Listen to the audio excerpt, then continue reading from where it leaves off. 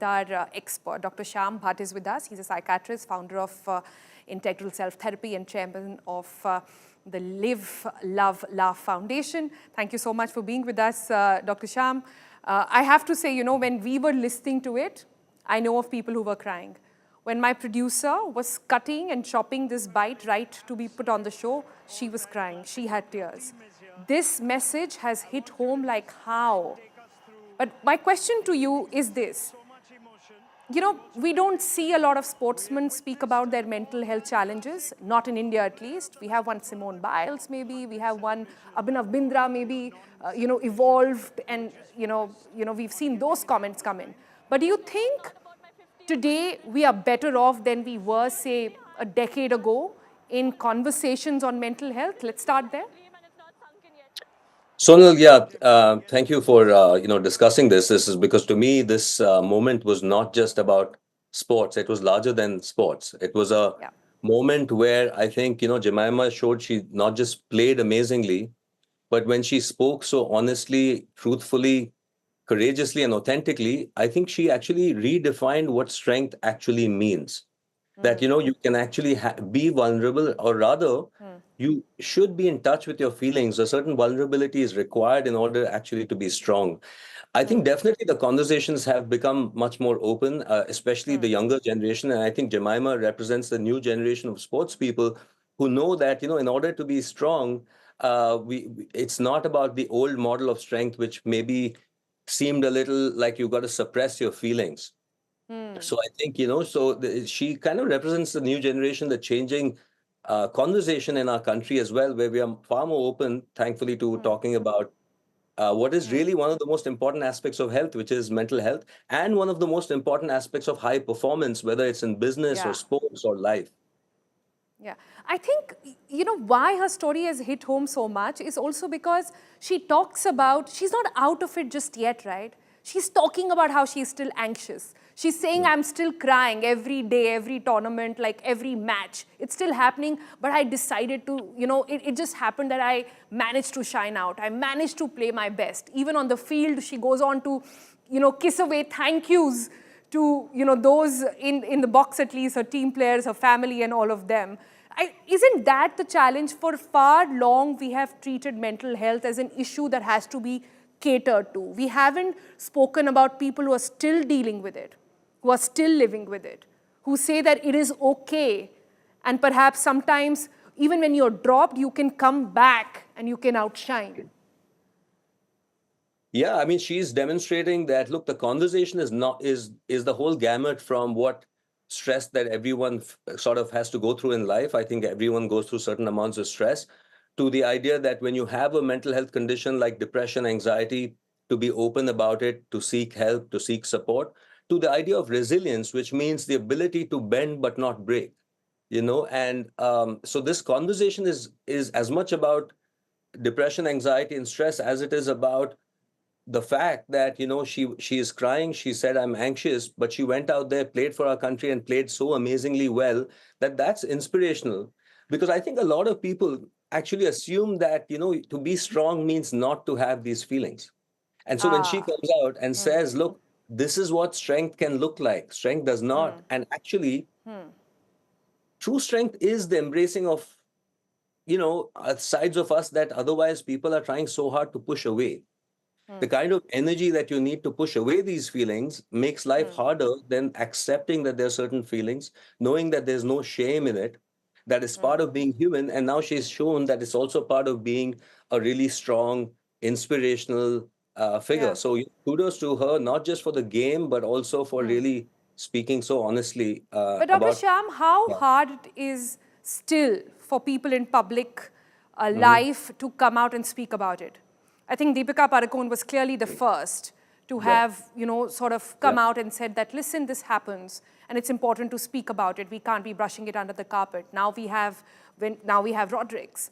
We have two women actually come out and speak about mental health before any of the other superheroes or superstars, both in Bollywood or cricket, could speak about it. Is that telling us something about the state of mental health for men, at least, in the country?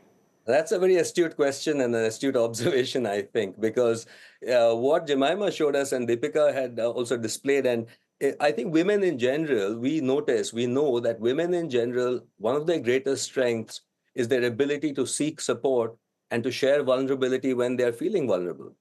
Too Hmm. many men have the impression that strength is either an impression or sometimes it's a social position they find themselves in, Hmm. where they may either not be aware of their feelings, feel they don't have the space for that vulnerability, it doesn't fit into the role or definition of being a man, and studies show that that's causing increased suicide rates in men, increased Hmm. mortality in men from heart disease Hmm. and all of these things, which basically a lot of it is to do with this emotional energy being held in. So I think Hmm. women are role modeling what we all need, male or female, in this new world, which is, no matter, you may be playing at the highest levels or you may be doing what's also very difficult, which is, making a Hmm. living, paying the bills, taking care of family. That's also very stressful. And I Hmm. think what they're showing us is it's okay to feel this way. It's Hmm. normal to feel this way. If you are feeling something, reach out, because there was a lot of things she spoke about which to me underlined some of the key characteristics of resilience. Right. My last question, really, Dr. Shyam, for those watching, and I think that's what the whole, message Rodrigues had was as well, that it's okay, express. But what I'm hearing from you is that perhaps women who are conventionally said to have a higher EQ find it easier to express because now role models are there. You have a Deepika Padukone, you have others who are saying, it's okay to feel this way. You have an Oprah who goes on a global platform to say that, we've had issues, I've had issues, and this is how I deal with it. But there is still a sort of veil behind which men don't want to come out and feel perhaps soft. They still want to feel strong. Is Yeah. that something that we want to fight next in our mental health battle and journey? Yeah, I don't think they don't want to come out as much as there isn't as much space, I feel, in our society. We need to create more space where it's acceptable for men to reach out, to connect, to share stories of vulnerability, and which they do, by the way. In my practice, I see men and women alike. And so I know that behind the stoic nature of many people, men and women, again, I don't want this to be a gendered But do you discussion think, because they pay a price? People who come out and speak about mental health issues on LinkedIn or other places, we still live in a world where organizations would see them differently, where they will pay a price for being soft or, like I said, being vulnerable. Yeah, I think firstly, I think the good news is organizations have realized and have changed, and we have moved, in my view, we are moving from a more masculine command and control environment in organizations to organizations where we know that connection, affiliation, collaboration, these are important qualities. Being an empathic leader has now become really a key quality in managing in kind of having your team do well. So I think what we are seeing is what is conventionally been seen as women's strength, which is affiliation, connection, empathy, vulnerability, is actually a key strength in many domains today. And men have to and are adapting. I think the men are adapting, by the way. The good news is I see a lot more men also engaged in the conversation. Again, see, I think it's not just a gender thing. I think culturally also, we have been pretty stoic, and nothing wrong with that. That's a beautiful thing.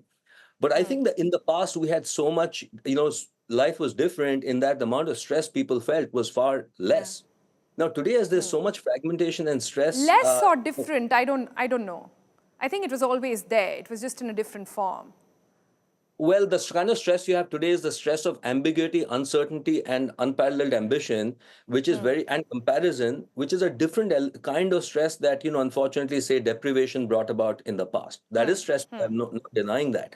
But, to me, the stress of, for example, if you are hungry at that Maslow's hierarchy of needs, you know what you need. You need food. Yeah. As we evolve and we look for self-actualization, That's true. that's a harder question. That's what I'm Yeah. saying as a country we are getting to, or people at the highest levels are really looking at. Dr. Um, Shyam, this is a yeah, fascinating topic, and I have to say that kudos to people like you and today, but I have to say kudos to Rodrigues for having absolutely. spoken the way she spoke, for having played the way she played, and for having really connected that chord with each and every one who has perhaps in some form of life, in some stage of life, felt what she had felt. Thank you so much for joining us, and here's wishing her all the best for future games as well. That's all we could pack in today's edition of 5 Live. Thank you so much for tuning in. Have a good weekend. We'll see you again on Monday. Bye-bye for now.